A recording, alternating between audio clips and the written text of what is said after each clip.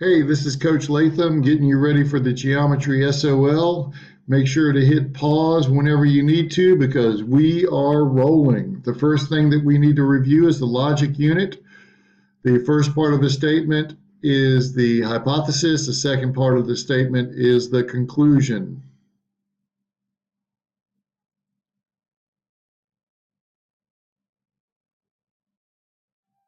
We have three important words to learn. Converse means you're changing the order. Inverse means not, and contrapositive means you do both.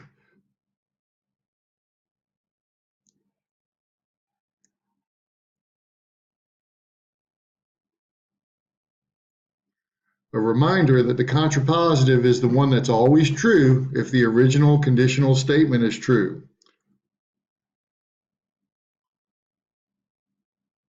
The conclusion here is C. This is the law of syllogisms. The end of the first statement is the beginning of the second.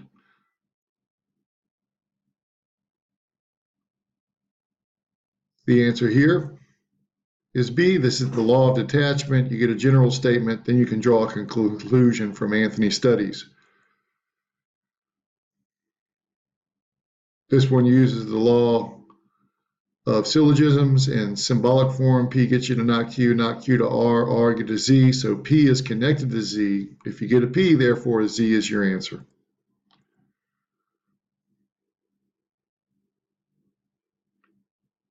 This one is tricky. You're looking for if it rains and your shoes squeak. It's not one of the options down here, so you have to go with the contrapositive.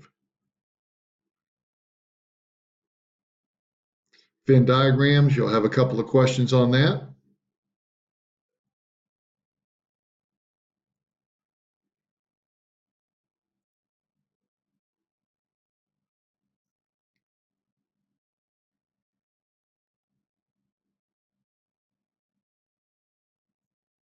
And that concludes the logic section. If you have more questions, we have a video online to cover those. Now on to slope, distance, and midpoint. This line's going up, so you should automatically know it's positive. This line's going down, so you should automatically know it's one of the two negative answers. This is memorization. If it's going across, the slope is 0. And this is the one where the skier ends up undefined.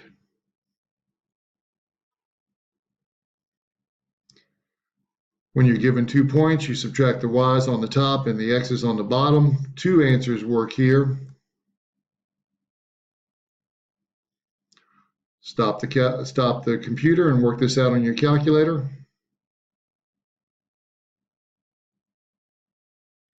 Distance is how far it is from one point to the other.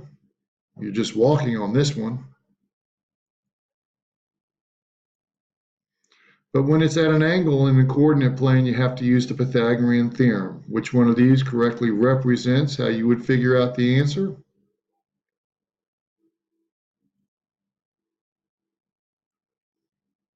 And here's one for you to work out on your own.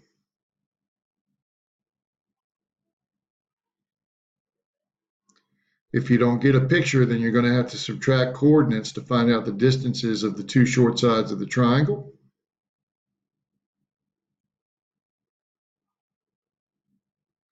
And here's one to work out on your own.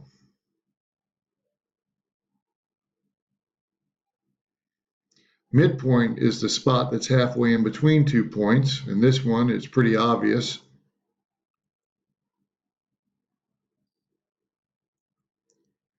To find the midpoint, you just add the coordinates together and divide by 2.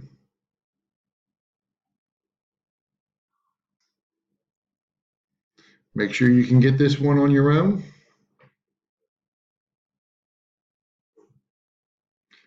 Make sure you can get this one on your own. Then we'll move into special angles. These two angles have to add up to 90 degrees. These two angles add up to 180.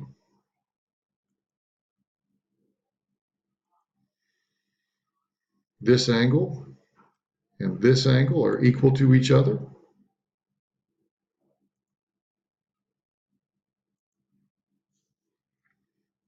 They're asking for angle EBD this time, which is this one, and we see that the 65 plus that add up to 180.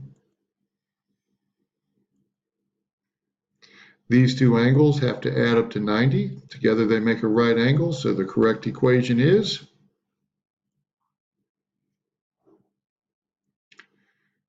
these two angles add up to 180. So the correct equation is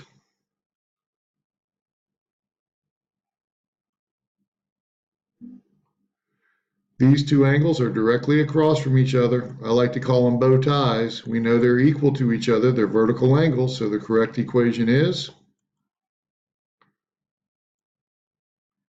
and then we move into parallel lines. If this angle is 110, then this angle is 110.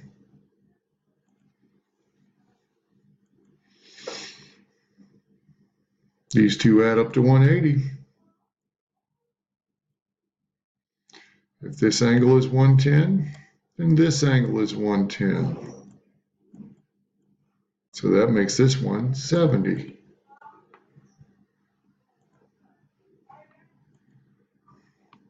If this angle is 110, this angle is 110. That means this one's 110 as well. When you're comparing multiple lines, you need to pick a corner and stick with it. If that's 110, this is 110. If that's 111, these have to add up to 180.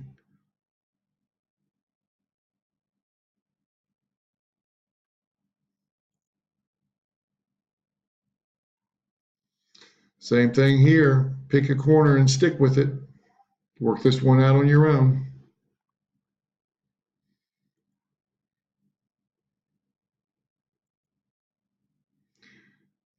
This one you'd count up and over for each line and see the two that have the same slope. Lines with the same slope are parallel. Here's a technology enhanced question they had on there. We're going to put another dot on this chart to figure out how to make a parallel line. Just get the slope of the top one and then walk it off on the bottom. You could confirm it by connecting the dots and making sure that it looks right.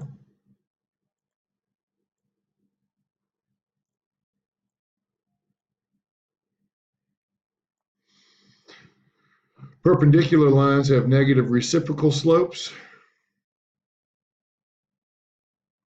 There we go. And that moves us into the section on polygons. Remember, the formula for the sum of the interior angles of a polygon is always going to be the number of sides minus 2 times 180. Make sure you do your subtraction first. It's n minus 2 times 180. Then you subtract the ones you know to end up with 105. This one you don't even have to use the formula. We're trying to figure out what x is, and we already know that this angle is 105, so they make a straight line. Just subtract from 180.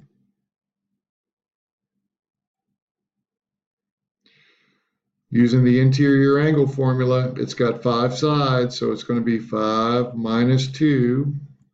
Work that out first. That gets you 3 times 180.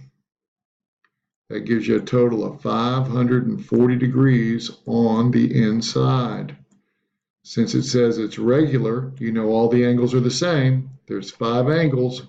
540 divided by 5 lets you know that this angle is 108. Do this one on your own the same way.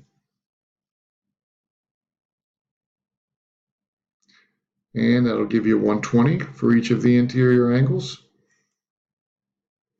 This one we just worked out a bit ago. We knew that the interior angle was 108, and now we're being asked for this exterior angle. They have to add up to 180, so it's got to be 72. And now we introduce a new way to do an exterior angle. If it's a regular polygon, you can simply do 360 divided by the number of sides, and 360 divided by 5 also gets me to 72. You can do this one either way. Work it out on your own. And here's your answer. And that takes us to triangle basics.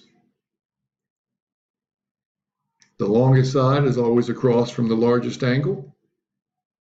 So the longest side is AB. Before we can figure out the shortest side of this triangle, we need to solve for the missing angle. And since 36 is still the shortest or the smallest angle, BC is the shortest side. Order these from shortest to longest. Well, 58 is the smallest angle, so that's the shortest side. 60 is the next smallest angle, so that's the next shortest side. And 62 is the biggest angle, so that's the biggest side. To go from shortest to longest, we'd start with QR and work our way up. It works opposite as well. If you know how long the sides are, you can order the angles. Since the longest side is 16, that means that X is going to be the biggest angle. Here we have a tie on sides, so their corresponding angles are going to be the same measure.